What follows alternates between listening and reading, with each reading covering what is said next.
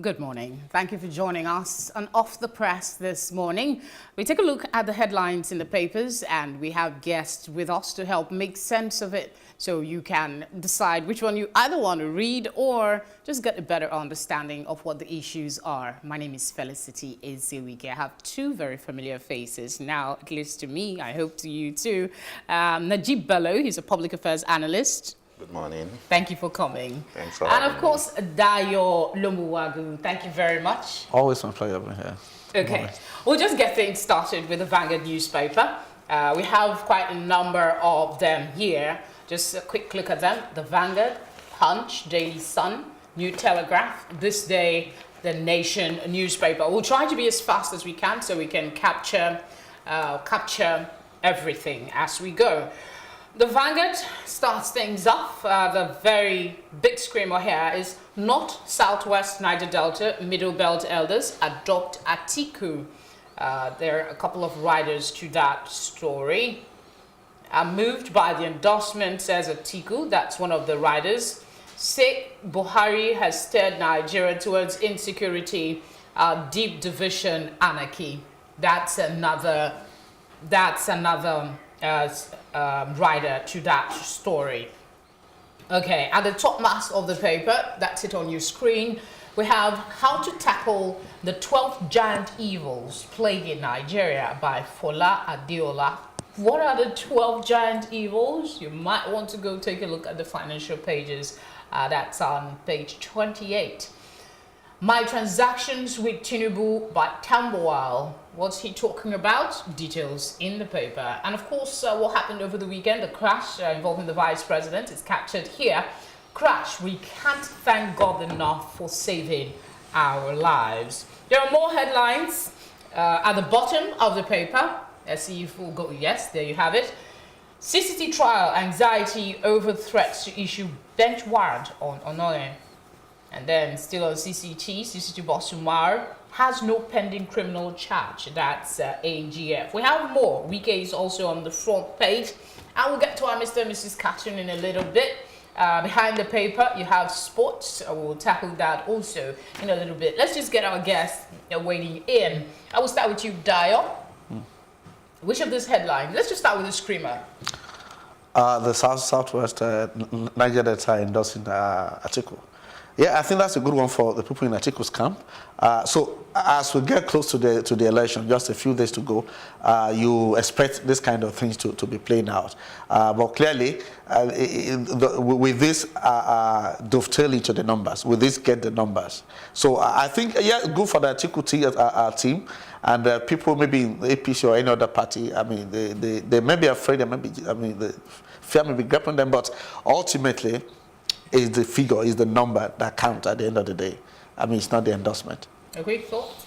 Yeah, we've heard about Afenifere. Some have said they endorsed him, and another group, a different faction, say they didn't endorse Atiku. But now I think they're coming out, all of them, to say we've endorsed Atiku for the next year. Like he said, endorsement by these groups, it may just be the leadership. The people will still, most of the people will still vote where they are. Logic or emotion carries them.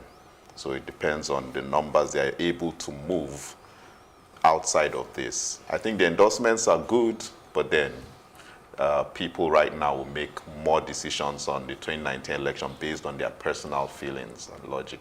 Okay, I was going to ask you about the crash was captured on the Punch, so we'll just move ahead to that one. The Punch newspaper is next. Helicopter crash. AIB sends investigators to site.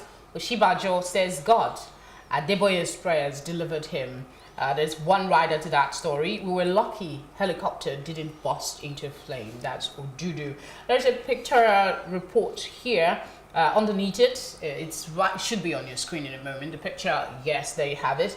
Suspected political thugs arrested with dangerous weapons during a joint stop and search patrol somewhere. You find details in Sokoto, I think. We have Army redeploys senior officers. And then something on the budget. Delayed passage threatens foreign investment. You find details of that on page 30.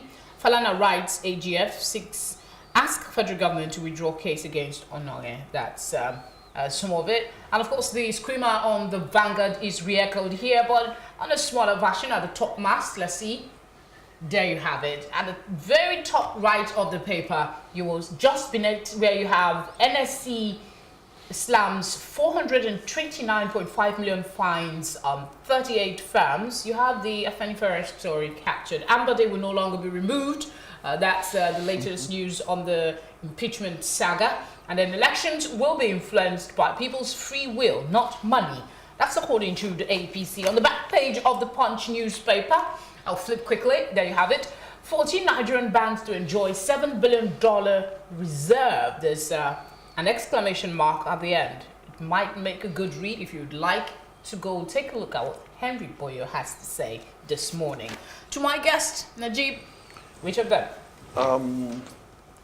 For the crash, I can't come to conclusions now for the crash because I want to see what the AIB, what their investigation says about the crash. But I wondered why the vice president would be flying in private helicopters. Even right now, a new helicopter has been issued to him. The Air Force said it wasn't their aircraft. So I was expecting after the crash, maybe the Air Force would provide a government helicopter, but it's been replaced by another private helicopter. I don't know why the vice president is flying around in private helicopters. Well, it's good to know. Is there anything wrong with that, actually?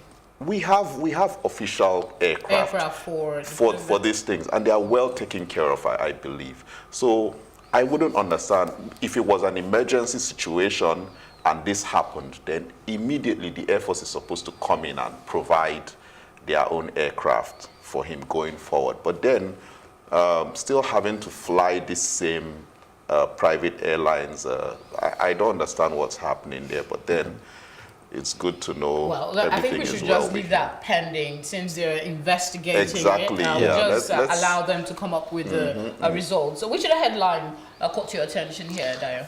I'm looking at the pictures of these people paraded. I mean, we're getting to that period, but this is scary. So we hope the security, our security outfit, our security men, will be able to step up their game to address some of this. So you want people to go and vote, but people also want to be alive. So yeah, it's pretty scary. If I'm not sure I'll be safe. I don't know if you can be flashed on the screen. If I'm not sure, I'll be very safe when I go out to vote.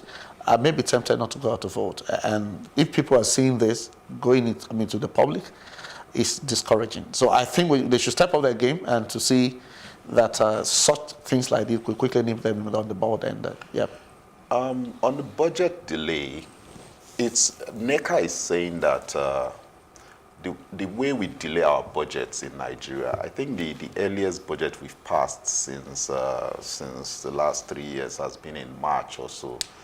And this affects how, especially foreign investors generally, but how foreign investors see the country. Yeah.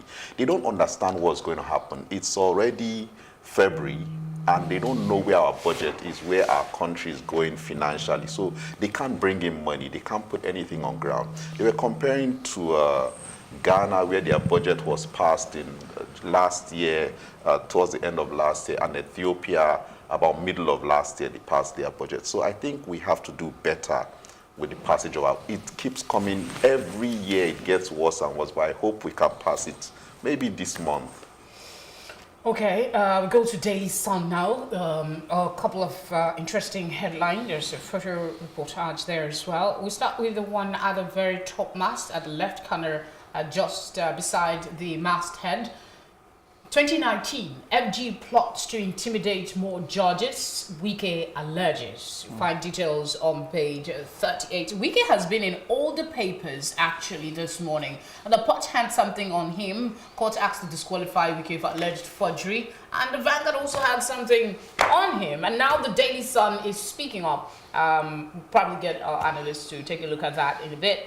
2019, how winners will emerge. That's INEC speaking. Atiku, South East Town Unions, North Obiano, declare we are ready to defend Igbo position. to find details on page 41 at the very bottom. I'm reading at the very bottom.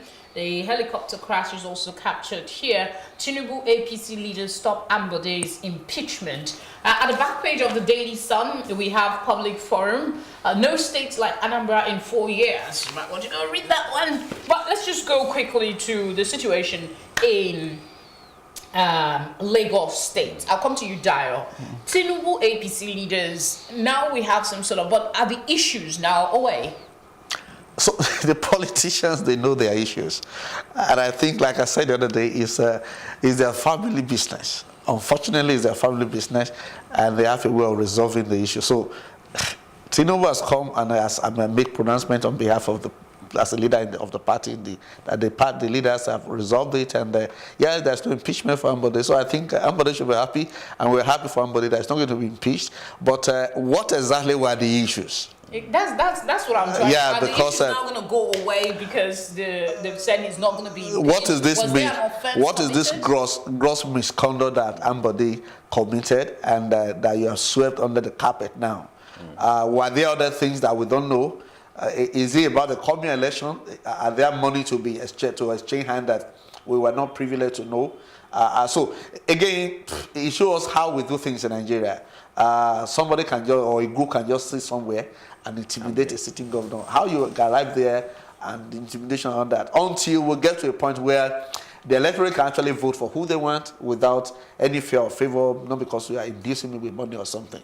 We vote for people, and the governor or the leaders can actually be accounted to the people, but not to just a little cabal somewhere. But we're good. In our election studio, I would have had a follow-up question to that. For those that are unaware, we have an election studio here Mondays through to Fridays, 6 p.m., where we talk about everything that's relating to the election and political issues as we creep closer to the election day. I hope you can join us then, definitely. Let me come to you, Nejeeb.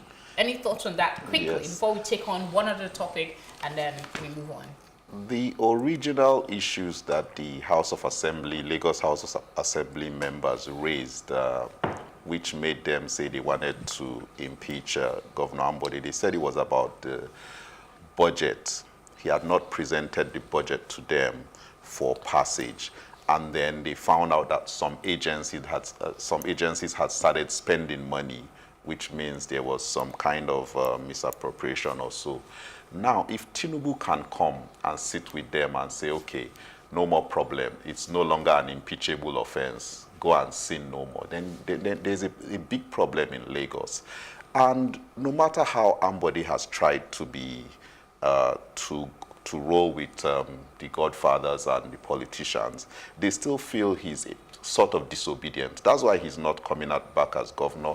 That's why they are threatening to impeach him. And they are bringing someone else in. I'm afraid that this is going to be someone that whatever they tell him is whatever he's going to do. So I'm worried about, that's my worry from this one man coming to say, oh, there was impeachment, there is no more impeachment. So it's a troubling thing in Lagos politics. But then I hope one day we'll go past this level. What do you make of Wike's continuous outbursts about issues? He always shares his thoughts, whether you like it or not.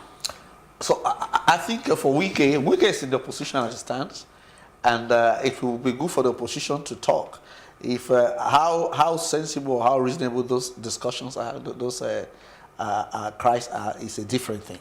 And but I mean, for all you care, he may also have.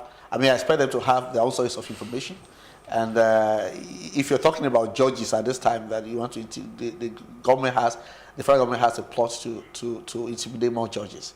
Then it may become scary. How true this is, we're not sure. How genuine the information, we're not sure. But we are saying with the trend of things, with what we are seeing, I mean, we have not finished Anonga's case. And if this is coming out at this time, yeah, you may say maybe it's true, maybe it's not. I mean, but it's better for the opposition to scream about it to the extent that they have their facts and figure that they can prove. Okay, just a quick reminder, still on the front page of the Daily Sun, there's a countdown to the elections. 2019, Nigeria votes. 12 days to February 16, Nigeria. That's what the sun is reminding all of us this morning. 12 days to February 16. That's it there for you. So please go start reading and making sure you have all the right information on the people you want to vote. What we're going to do is try and take some of these papers as quickly as possible. We have about 3 of them left and time is fast running. New Telegraph is up next. We have the screamer here. Crash. Devil wanted to take Oshibanjo's life. Adeboye speaking. Still on the crash situation. There are a couple of riders to that story. And of course, there's a picture of him doing his Thanksgiving. NEF, Afenifere Haneze, endorsed Atiku. That's also a running thread in other papers. And then at the topmast of the New Telegraph, we have Gamade. My scorecard will earn me a return to Senate. And then you have a follow-up. Soswam, I'll send you packing from Benue Senate seats. Drama days to the big day. And just below the masthead of the New Telegraph, we have Tinubu halts impeachment moves against Ambode. We've done that. Thousands of PVCs burnt as fire races INEC office. And a quick look at the back page, abuse of the electoral system. I'm sure you would want to read this one as well. And then there's a little bit of a comedic piece at the back of the New Telegraph. You go read it. It's funny what they're saying. So let's just go straight to Nejeeb now. I want to pick your thoughts quickly.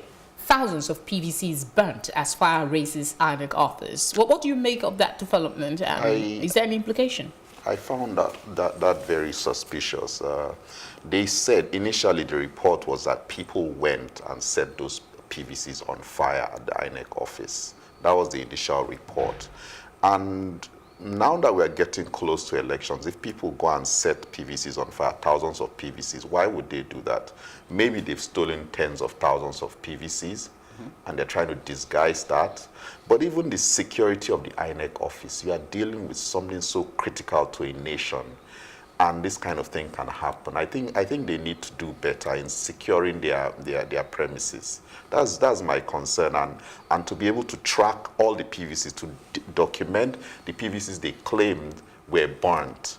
Let's know which PVCs were burnt so that people don't come on election day with extra PVCs and use them for something. That would be definitely worrisome. Yes. Any thoughts on any other headline here? Yeah, it's just the same thing on PVC. So I think this is really worrisome that thousands of PVC will be burnt just like that. We are not sure what exactly is playing out. I hope they come up with the investigation and we have more information on this. But clearly this is not acceptable. Days to the election. I mean, with all the stress Nigerians pass through to register for this PVC you say is burnt, how much did they sell a safe? Like you can buy a safe in INEC office and put all this PVC there. I mean, it's sad. Quite unfortunate. Just this quick one before we move on to the next paper. At the very bottom of the New Telegraph, for parents, this might interest you, saying exposing children to too much toothpaste will lead to tooth decay. You find details on page 6 of the paper if you would like to go read it up. Exposing children to too much toothpaste will lead to tooth decay. Maybe some research, who knows? You only find out when you read the paper. All right, this day newspaper is next for review, and then we have one more and we're done. This day has this one, same, the Atiku endorsement. We'll go to the very top of the paper. Reports, relaxing CRR may unlock 1.7 trillion naira bank deposits. That's another one on the front page. And just below it, you have Tinubu APC leaders' halt plan to remove Ambode. We've already talked about that extensively. At the very bottom, we have INEC, foreigners not prohibited from political campaigns. That's INEC speaking. I guess that's an offshoot of the Nigerians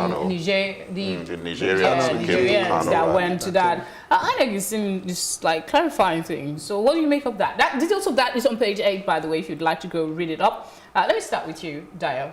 Yes, so I think to the extent that they allow free movement to Nigeria, to the extent that there's an agreement, understanding in the West African zone where you can move around and all that. And yeah, people are allowed to go where they want to go to the extent that they abide by the laws or whatever they have gone to. But if you look at it from the other side, it will be worrisome. So if the governors from Nigeria, they came to Nigeria to to attend this campaign. I hope we'll be able to control, our borders are porous and all that. I hope the Nigerians in Nigeria, they won't begin to think, oh, we also have a right to vote. I hope they don't have PVC. Yeah, because I remember you were here on the day we talked about it, and you expressed some reservation about them participating. Yeah, so if the governor has come from there and we allow them, who knows what will happen on the day of election? So we don't even know. How do you differentiate a Nigerian from a Nigerian, for example? Too many questions, maybe very few answers we are getting, but I don't think this is healthy for democracy. Yeah, Nejeeb, what would you say about this rider here? Gang up against Buhari will fail, says presidency. Is this meeting of the elders a gang up, in your opinion? Well, it could be seen as a gang up, but I don't see it necessarily as a bad thing if they feel that someone has not performed well. There was a time these people ganged up for Buhari.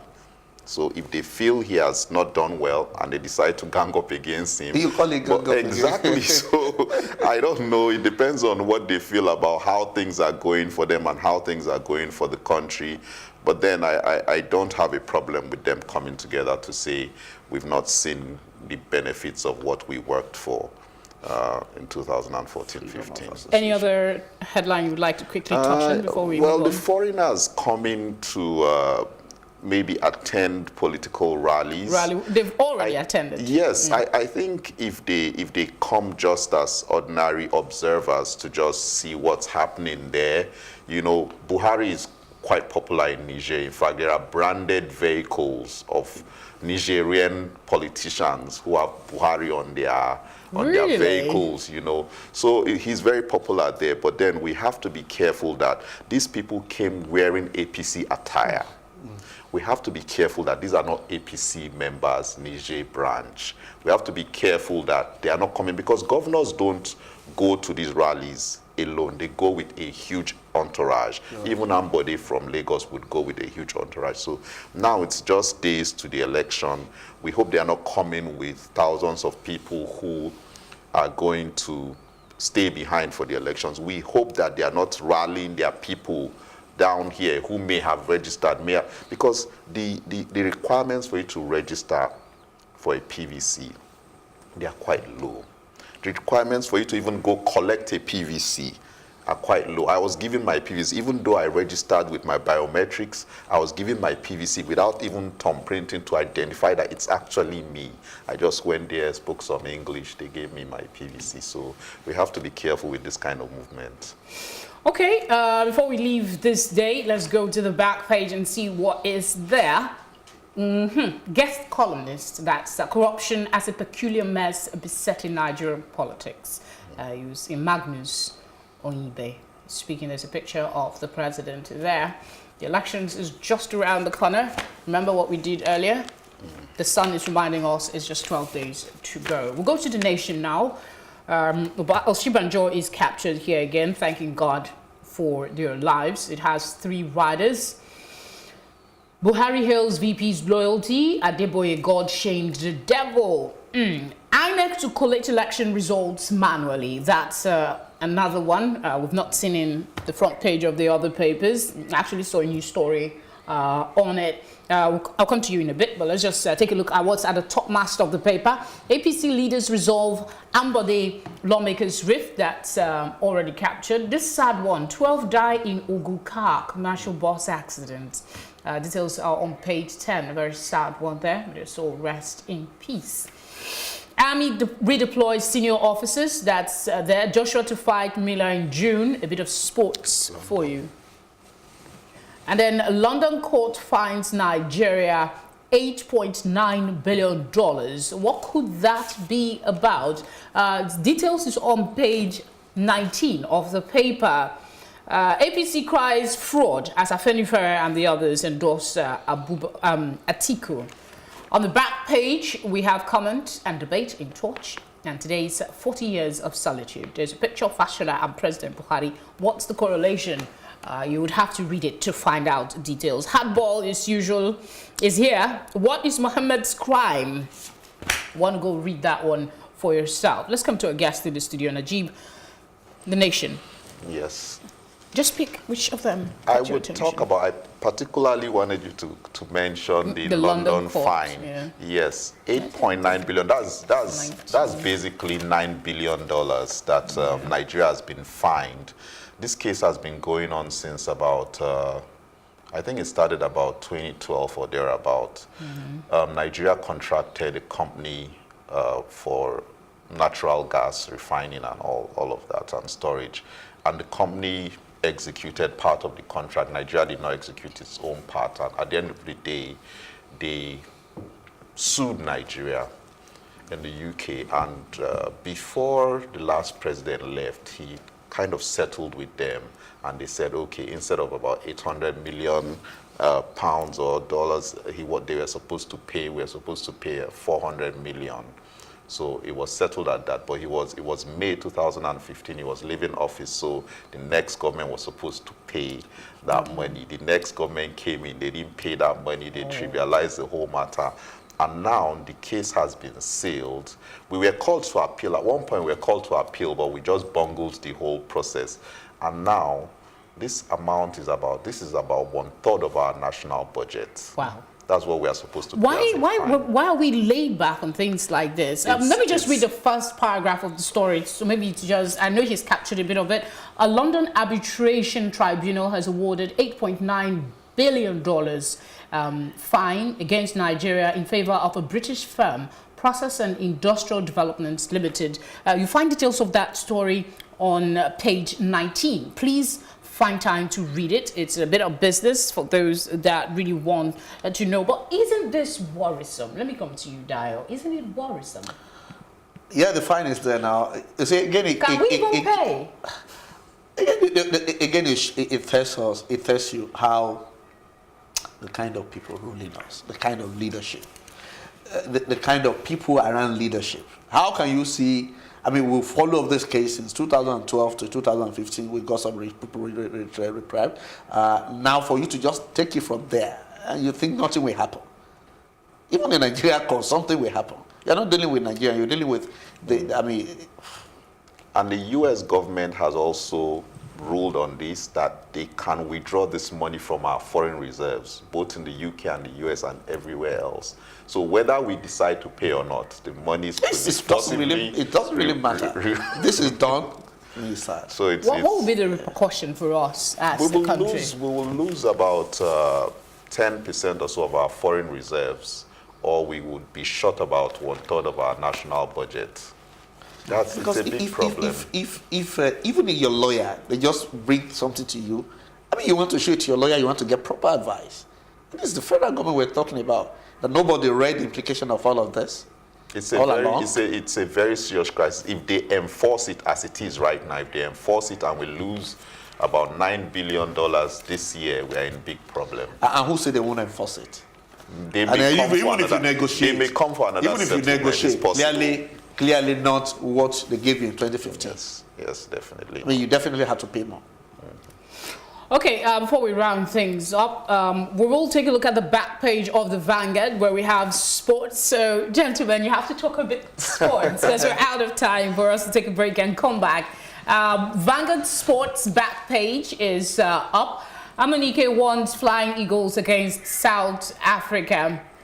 And then 2019 CAF Confederation Cup, Rangers beat Salitas FC 2-0. Mikel Obi set for Super Eagles return, and then we have more headlines. I'm being told we're out of time, so I will have to just wrap things up for today. But if you are interested in what's in the headlines for sports, go grab a copy of the Vanguard newspaper. Thank you, gentlemen, for coming.